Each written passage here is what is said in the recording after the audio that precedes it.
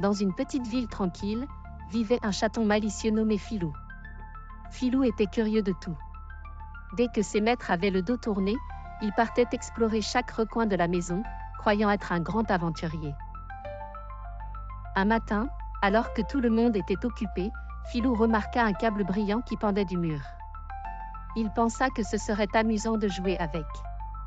Il sauta et attrapa le câble avec ses petites pattes, mais au même moment, la lampe qui était connectée à ce câble tomba à terre avec un grand fracas.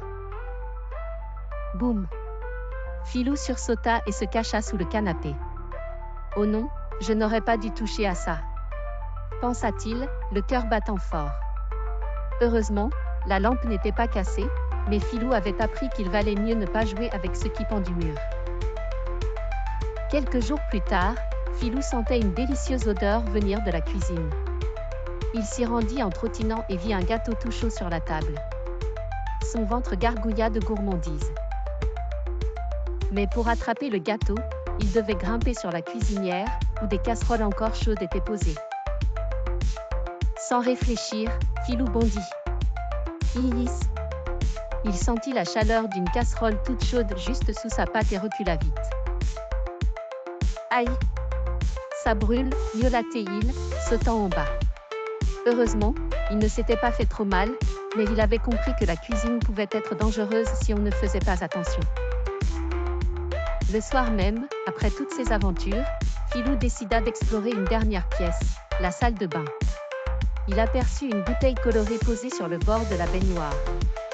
Ça doit être un jouet, se dit-il en sautant pour renifler la bouteille. Mais sa maîtresse arriva juste à temps. Non, Filou. Ça, c'est un produit de nettoyage, pas pour jouer. C'est dangereux pour toi, dit-elle en éloignant la bouteille. Filou comprit qu'il y avait des choses dans la maison qu'il ne devait pas toucher. Les câbles, les objets chauds et les produits de nettoyage, tout cela pouvait lui faire mal. Il décida alors d'être plus sage et d'attendre ses maîtres pour jouer en toute sécurité. Et ainsi, Filou continua ses aventures, mais en faisant bien attention à ne plus s'aventurer là où il ne devait pas. Parce que parfois, même dans une maison, il faut être un petit explorateur prudent. La leçon que Filou a apprise ? Il y a des choses dans la maison qu'il vaut mieux ne pas toucher, même si elles ont l'air amusantes ou intéressantes.